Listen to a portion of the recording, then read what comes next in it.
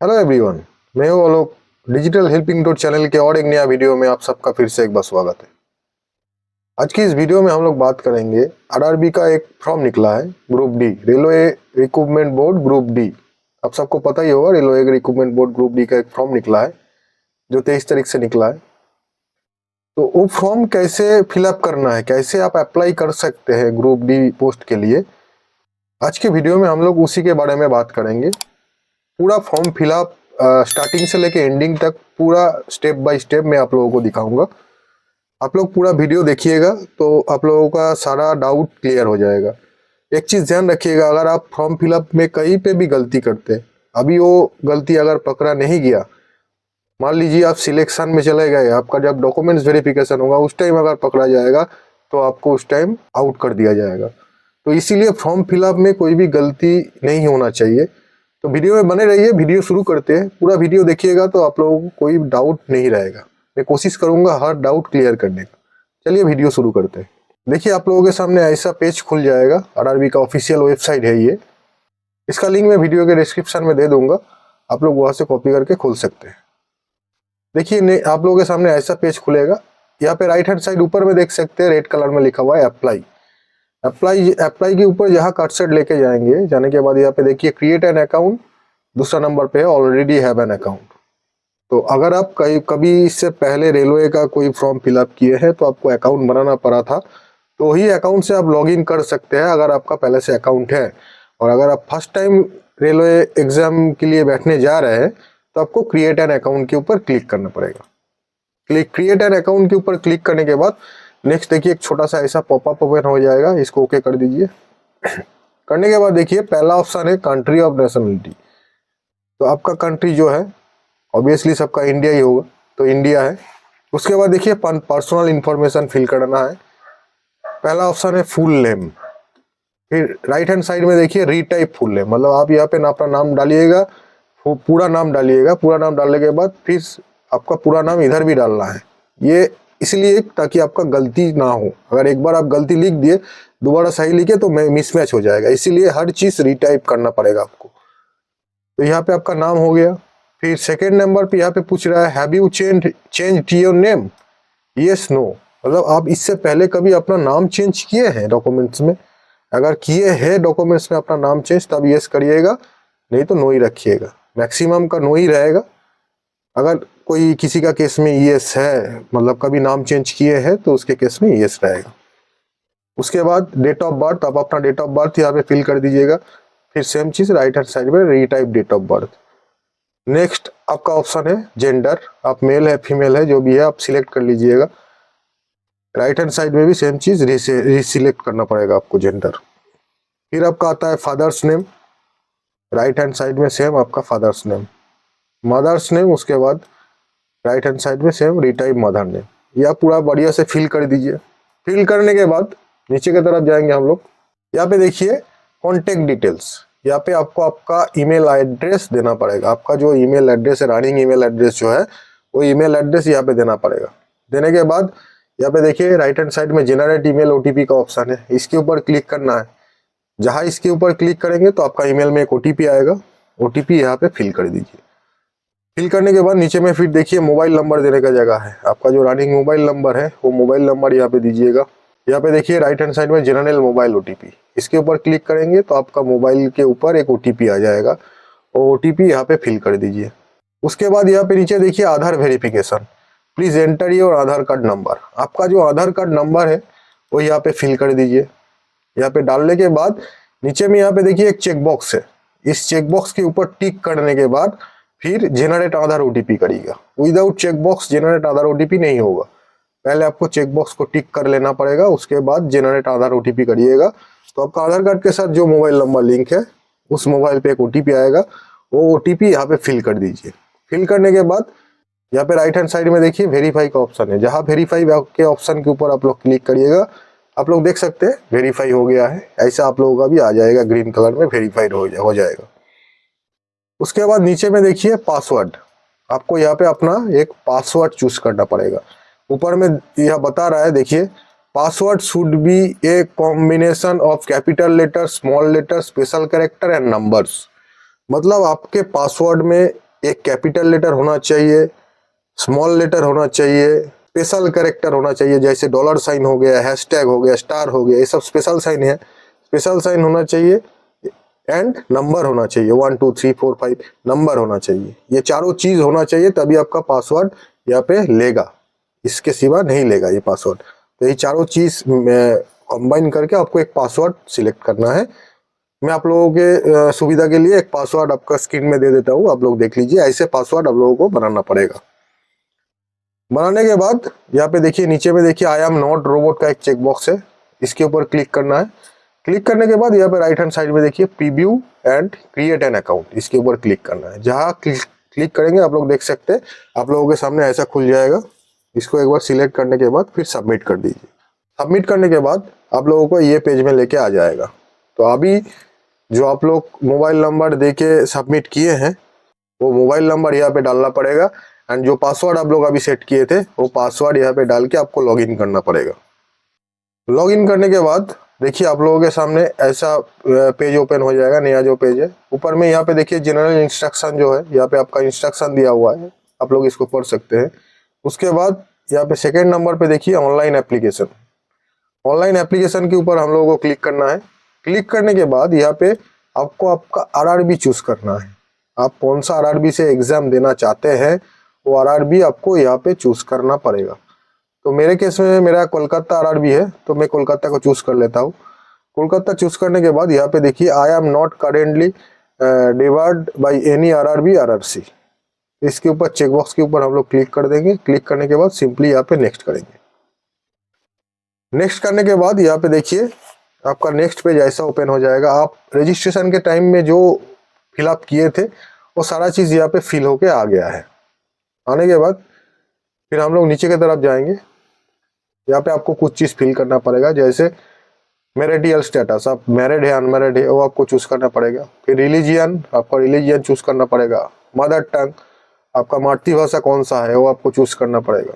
Choice of language for examination, आप कौन सा लैंग्वेज में एग्जाम देना चाहते हैं वो आपको चूज करना पड़ेगा। किसी का हिंदी हो सकता है, कोई इंग्लिश में देना चाहता है, कोई बंगाली में देना चाहता है, तो लैंग्वेज यहाँ पे आपको चूज करना पड़ेगा। फिर देखिए यहाँ पे permanent visible mark identification 1, permanent visible mark identification 2, मतलब आपका शरीर में कहीं पे भी कुछ मार्क है, तिल हो गया, कट मार्क हो गया, स्टिच मार्क हो गया, जो भी मार्क आपका शरीर में है जिससे आपको पहचाना जा सकता है, तो 2 मार्क आपको यहाँ पे देना पड़ेगा। 2 मार्क देना ही पड़ेगा, ये मैंडेटरी है, आपको देना पड़ेगा। जैसे मेरा केस में मैं दिया हूँ, देखिए एक काट mark on left knee, second में मैं दिया हूँ ए stitch mark on left hand finger. तो ऐसे भी आप लोग दे सकते हैं, आप लोगों का जो जैसा मार्क है। अगर किसी का तिल है तो मोल लिख सकता है। उसके बाद नीचे में आएंगे, नीचे में देखिए यहाँ पे कम्युनिटी पूछ रहा है, तो आप कौन सा कम्युनिटी से बिलोंग करते हैं। जनरल कास्ट है, एससी है, एसटी है, ओबीसी है, तो आपका जो कम्युनिटी है वो आप चूज कर लीजिएगा। यहाँ पे एक चीज ध्यान रखिए, ओबीसी अगर कोई है तो उसका जो ऑल इंडिया बेस्ड जो सर्टिफिकेट है वो होना चाहिए। स्टेट बेस्ड सर्टिफिकेट ओबीसी यहाँ पे अलाउड है नहीं, तो आपका ऑल इंडिया बेस्ड सर्टिफिकेट होना चाहिए, तभी आप ओबीसी यहाँ पे अप्लाई कर पाएंगे। मेरा केस में मेरा जनरल था तो सिंपली जनरल कर देता हूँ। उसके बाद यहाँ पे नीचे में देखिए postal address details. Postal address details में प्रेजेंट एड्रेस, आपको यहाँ पे अपना प्रेजेंट एड्रेस जो है वो फिल कर देना है। फिल करने के बाद प्रेजेंट एड्रेस, स्टेट हो गया, डिस्ट्रिक्ट हो गया, एड्रेस आपका जो विलेज है या सिटी है वो डाल दीजिएगा। फिर यहाँ पे नीचे में देखिए प्रेजेंट नियरेस्ट सिटी टाउन, आपका नियरेस्ट जो सिटी है या टाउन है जो भी है उसका नाम यहाँ पे डालना पड़ेगा। फिर राइट हैंड साइड में देखिए पिन कोड है, पिन कोड डालने के बाद यहाँ पे देखिए परमानेंट एड्रेस, अगर प्रेजेंट और परमानेंट एड्रेस सेम है तो हम लोग यहाँ पे सिंपली इसको टिक कर देंगे। टिक करना मतलब आपका प्रेजेंट और परमानेंट एड्रेस सेम हो जाएगा, आपको यहाँ पे फिल करना नहीं पड़ेगा। अगर किसी का प्रेजेंट और परमानेंट एड्रेस अलग है तो प्रेजेंट एड्रेस लिखने के बाद इसको टिक मत करिएगा, परमानेंट एड्रेस में आप अपना एड्रेस लिखिएगा। लिखने के बाद सिंपली यहाँ पे हम लोग सेव करेंगे। सेव करने के बाद देखिए नेक्स्ट का बटन है, हम लोग नेक्स्ट करेंगे। नेक्स्ट करने के बाद आधार डिटेल्स में हम लोग आ गए हैं। आपको अभी आधार डिटेल्स फिलअप करना पड़ेगा। ये पोर्शन बढ़िया से देख के फिलअप करिएगा, क्योंकि मैक्सिमम लोगों का यही पे भूल होता है। देखिए पहला ऑप्शन है ex serviceman details, are you an ex serviceman, तो आप एक सर्विसमैन है तो येस करिएगा, नहीं है तो नो करिएगा। मैं ज़्यादातर मैक्सिमम नो ही होगा, कोई एक सर्विसमैन ग्रुप डी का एग्जाम देगा नहीं, तो इसको नो नो कर दीजिएगा। फिर नेक्स्ट देखिए यहाँ पे are you a person with benchmark disability, आपका अगर येस है तो येस करिएगा, अगर डिसेबिलिटी नहीं है तो नो करिएगा। मेरा केस में नो था। उसके बाद देखिए scribe details, do you need a scribe if, मतलब आपको राइटर चाहिए कि नहीं ये आपको पूछ रहा है। आपको अगर राइटर चाहिए तो आपको येस करना पड़ेगा। बहुत सारा केस में होता है कि राइटर चाहिए होता है, तो वो सारा केस में यहाँ पे येस करना होता है। मेरा केस में नो था तो नो, मैक्सिमम केस में नो ही होता है। तो आप लोग देख के अपना आपका जो है उस हिसाब से फिलअप कर दीजिएगा। उसके बाद देखिए यहाँ पे economically backward class EBC, RUN EBC certificate holder, ये आप पे बहुत ध्यान दीजिएगा। इकोनॉमिकली बैकवर्ड क्लासेस, इसका मतलब ये है आप economically backward classes EBC certificate, वो अलग सर्टिफिकेट होता है। SC ST OBC सर्टिफिकेट अलग होता है। बहुत सारा आदमी के अंदर ये कंफ्यूजन रहता है कि मेरे पास SC सर्टिफिकेट है, ST सर्टिफिकेट है, OBC सर्टिफिकेट, मतलब मैं बैकवर्ड क्लास से बिलोंग करता हूँ, येस कर देता है। यही पे गलती होता है, तो इसको येस करना नहीं है। जिसके पास EBC सर्टिफिकेट है खाली वही येस करेगा, बाद बाकी सब कोई नो करेगा। तो मेरा केस में भी नो ही है। Details of serving railway applicant, are you an employee of Indian railway, आप एम्प्लॉई है क्या? तो कोई एम्प्लॉई होगा तो ग्रुप डी का फॉर्म क्यों फिलअप करेगा? नो ही होगा सबके केस में। फिर उसके बाद है यहाँ पे देखिए name of the current department organisation excluding railway employee, मतलब आप रेलवे छोड़ के अगर कहीं पे भी गवर्नमेंट जॉब कर रहे हैं तो उसके लिए ये है। तो कोई गवर्नमेंट जॉब कर रहा है तो ग्रुप डी में तो आएगा नहीं, सबके केस में नॉट एप्लीकेबल ही होगा। अगर किसी का केस में है central government, state government, public sector undertaking, तो अपना कर लीजिएगा उस हिसाब से। यहाँ पे मेरा केस में नॉट एप्लीकेबल है। उसके बाद नीचे में जाएंगे, यहाँ पे पूछ रहा है are you a course completed apprentice in railway establishment, मतलब आप अप्रेंटिस का कोर्स कंप्लीट किए हैं क्या? तो मेरा केस में नो था, नो है। जिसका येस होगा येस कर दीजिएगा।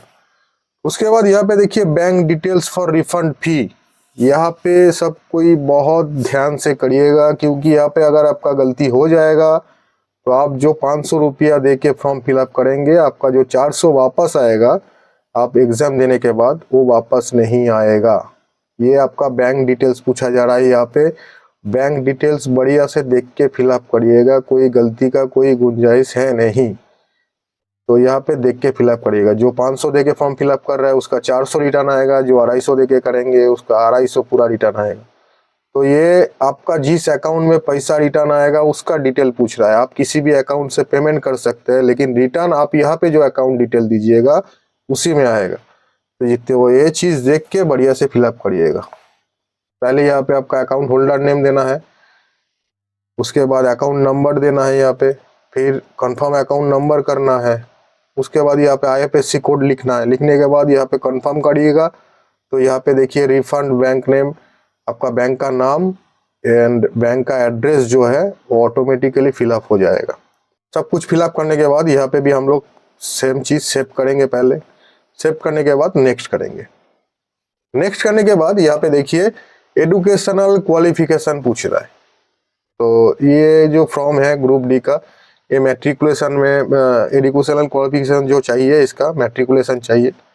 तो यहाँ पे मैट्रिकुलेशन सिलेक्ट कर लीजिएगा। मैट्रिकुलेशन सिलेक्ट करने के बाद यहाँ पे सेकंड नंबर पे देखिए स्टेट पूछ रहा है।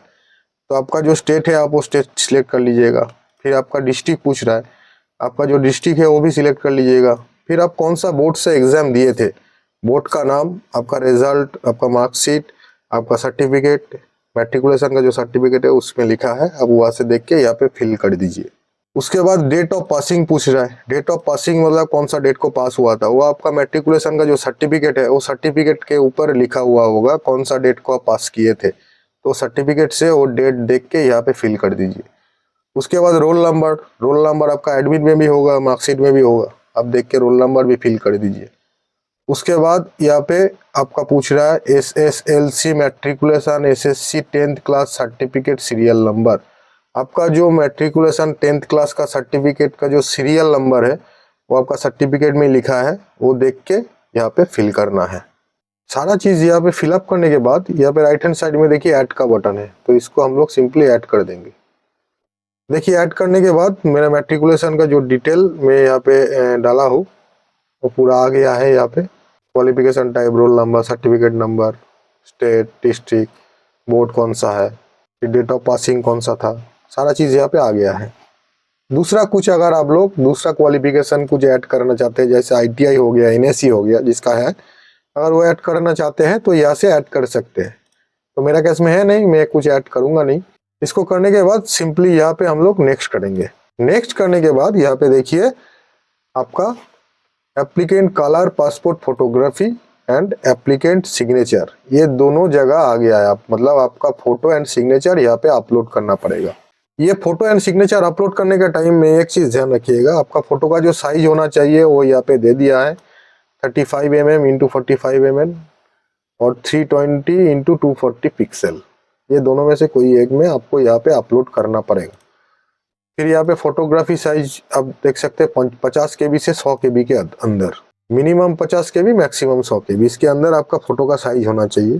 फोटो होना चाहिए आपका वाइट बैकग्राउंड में, 2 महीने से ज़्यादा पुराना फोटो नहीं होना चाहिए। तो ये सारा चीज़ आप लोग ध्यान रखिएगा। फोटो बहुत रिजेक्शन होता है, फोटो में बहुत रिजेक्ट होता है। यहाँ पे ऊपर में देख सकते हैं सैंपल ऑफ फ्यू रिजेक्टेबल फोटो, मतलब इसके ऊपर क्लिक करके आप लोग देख सकते हैं कैसा कैसा फोटो रिजेक्ट होता है और कैसे अप्रूव होता है।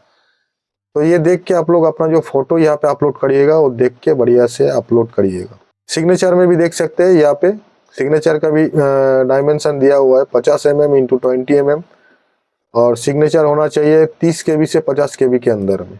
तो अपलोड करने के लिए यहाँ पे देखिए ब्राउज का ऑप्शन है, फोटो जो यहाँ पे दिया हुआ है इसके नीचे ब्राउज का ऑप्शन है, ब्राउज करिएगा। आपका कंप्यूटर में जहाँ पे है वो फोटो यहाँ पे अपलोड कर दीजिए। फोटो अपलोड करने के बाद फिर नीचे में देखिए सिग्नेचर, सेम ब्राउज का ऑप्शन है, यहाँ पे ब्राउज करेंगे हम लोग। सिग्नेचर जहाँ पे है ओपन कर देंगे। यहाँ पे देखिए जूम करने का ऑप्शन दे रहा है, तो मेरा जूम करने का कोई दर है नहीं, पूरा एकदम एज इट इज है, तो इसको टिक कर देंगे। देखिए मेरा फोटो एंड सिग्नेचर दोनों अपलोड यहाँ पे सक्सेसफुली डन हो गया है। तो photo and signature successfully upload करने के बाद यहाँ पे सिंपली हम लोग सेव करेंगे। सेव करने के बाद यहाँ पे दिखा रहा है देखिए profile photo and signature update successfully. करने के बाद सिंपली यहाँ पे हम लोग नेक्स्ट करेंगे। नेक्स्ट करने के बाद अभी आपको आपका जो एलिजिबल पोस्ट है, आप आपका पोस्ट प्रेफरेंस यहाँ पे चूज कर सकते हैं। मतलब इतना सारा जो पोस्ट है, इस पोस्ट में से जैसे यहाँ पे मान लीजिए 15 कैटेगरी है, 15 कैटेगरी में कौन सा कैटेगरी को आप पहले रखना चाहते हैं प्रेफरेंस में, फिर दूसरा, फिर तीसरा, इसी हिसाब से आप 15 को भी सिलेक्ट कर सकते हैं, उससे कम भी सिलेक्ट कर सकते हैं। ये आपके ऊपर डिपेंडेंट है, कौन सा काम में माहिर है, कौन सा काम आप कर सकते हैं और कौन सा काम नहीं कर सकते, वो आप यहाँ पे देख लीजिएगा। जो जो पोस्ट है उसी हिसाब से आपको आपका प्रेफरेंस सेट करना पड़ेगा। चलिए मैं अपना प्रेफरेंस सेट कर देता हूँ यहाँ पे। तो यहाँ पे आप लोग देख सकते हैं, यहाँ पे राइट हैंड साइड में जो प्लस का बटन है इसके ऊपर क्लिक करने से वो प्रेफरेंस आपका राइट हैंड साइड में यहाँ पे फिल हो जा रहा है। आपका प्रेफरेंस के हिसाब से आप जिसमें प्लस करिएगा वो राइट हैंड साइड में आ जा रहा है, यहाँ से लेफ्ट हैंड साइड से राइट हैंड साइड में शिफ्ट हो जा रहा है। तो उसी हिसाब से आपका प्रेफरेंस सेट हो रहा है। तो आप भी अपना प्रेफरेंस देख के सेट कर लीजिएगा। प्रेफरेंस सेट करने के बाद यहाँ पे देखिए बता रहा है I have exercise and check my order और post preference for the post I am interested to apply. तो ये जो चेक बॉक्स है इसके ऊपर आपको टिक कर देना है। टिक करने के बाद फिर नीचे में यहाँ पे देखिए I agree to allow railway recruitment board to share my final score in this recruitment examination with other government and private organisation for their recruitment. आपका जो फाइनल स्कोर होगा वो दूसरा रिक्रूटमेंट एग्जामिनेशन मतलब other government and private organisation के साथ आपका जो स्कोर है वो शेयर कर सकता है। इसका मतलब ये है, इसको आप टिक कर भी सकते हैं, नहीं भी कर सकते, वो आपके ऊपर है। फिर नीचे में जो आई हेयर बाई डिक्लेयर दैट, इसके ऊपर आपको टिक करना पड़ेगा, ये मस्ट है। ये टिक करने के बाद नीचे में जो प्लेस का ऑप्शन है, आप अपना प्लेस लिख दीजिएगा। आपका नियरेस्ट जो प्लेस है वो प्लेस आप लिख दीजिएगा। उसके बाद नीचे में देखिए डेट है, तो आज का डेट फिलअप ऑटोमेटिकली हो गया है। तो पूरा फॉर्म फिलअप हो जाने के बाद यहाँ पे प्रीव्यू एप्लीकेशन का ऑप्शन है, इसको पहले सेव कर देंगे हम लोग। सेव हो गया, यहाँ तक फॉर्म पूरा सेव हो गया है। उसके बाद प्रीव्यू एप्लीकेशन, तो ये प्रीव्यू एप्लीकेशन के ऊपर क्लिक करके आप लोग एक बार आपका फॉर्म जो है वो प्रीव्यू कर लीजिएगा, पूरा डिटेल में प्रीव्यू कर लीजिएगा कि सब कुछ सही से भरे है कि नहीं है। अगर सब कुछ सही से भरा हुआ नहीं है तो आप लोग फिर से इसको एडिट कर सकते हैं बैक में जाके। तो बढ़िया से चेक कर लीजिएगा, फाइनल चेक यही है, सबमिट कर दीजिएगा। उसके बाद आप कुछ नहीं कर पाएंगे। सारा चीज चेक करने के बाद यहाँ पे नीचे में देखिए I have recheck the above details and found correct, ये जो चेक बॉक्स है इसको टिक करने के बाद नीचे में देखिए सबमिट का ऑप्शन है, हम लोग सबमिट कर देंगे। यहाँ पे फिर आपको पूछेगा applicant will not be able to make any correction in the online application after submission, मतलब आप सबमिट करने के बाद कोई भी ऑनलाइन करेक्शन नहीं कर सकते। तो इसको सिंपली सबमिट कर देंगे। देखिए मेरा फॉर्म सबमिट हो गया है। सबमिट हो जाने के बाद आपके सामने नेक्स्ट ऐसा पेज ओपन हो जाएगा। यहाँ पे राइट हैंड साइड में देखिए पे विथ SBI ई पे, मतलब आपको अभी पेमेंट आपका करना पड़ेगा। तो इसके ऊपर पे विथ SBI ई पे, इसके ऊपर क्लिक करना है। क्लिक करने के बाद नेक्स्ट देखिए ऐसा छोटा सा पॉपअप विंडो ओपन हो जाएगा। ये जो I agree with term condition above, इसके ऊपर टिक करने के बाद प्रोसीड करेंगे। प्रोसीड करने के बाद देखिए SBI ई पे का गेटवे में लेके आ गया है, पेमेंट गेटवे में लेके आ गया है। आप यहाँ पे इंटरनेट बैंकिंग से, डेबिट कार्ड से, क्रेडिट कार्ड से, UPI से भी पेमेंट कर सकते हैं। चलिए मैं UPI से पेमेंट कर रहा हूँ। आप यहाँ पे UPI ID से पेमेंट कर सकते हैं रिक्वेस्ट करके, या UPI QR से स्कैन करके पेमेंट कर सकते हैं। मैं UPI QR से कर रहा हूँ। UPI QR के ऊपर टिक करने के बाद पे नाउ के ऊपर क्लिक करेंगे। देखिए पे नाउ के ऊपर क्लिक करने के बाद मेरे सामने ये स्कैनर ओपन हो गया है, QR कोड ओपन हो गया है। तो आप अपना कोई भी UPI ऐप ओपन करके ये QR को स्कैन करके पेमेंट कर सकते हैं। तो यहाँ से पेमेंट कर दीजिएगा। आप अपना जो अपना हिसाब से पेमेंट करने के बाद आपके सामने आप जो फॉर्म अभी फिलअप किए थे वो फॉर्म ओपन हो जाएगा, उसको प्रिंट आउट ले लीजिएगा। तो बस यही था प्रोसेस। वीडियो में पूरा कोशिश किया हूँ मैं स्टार्टिंग से एंडिंग तक सारा डाउट क्लियर करने का। तो वीडियो कैसा लगा कमेंट करके जरूर बताइएगा। आप लोगों का अगर थोड़ा सा भी हेल्प हुआ है तो वीडियो को जरूर से लाइक कर दीजिएगा। चैनल पे नए हो तो सब्सक्राइब कर दीजिएगा। फिर मिलते हैं नए कोई वीडियो लेके नया टॉपिक पे।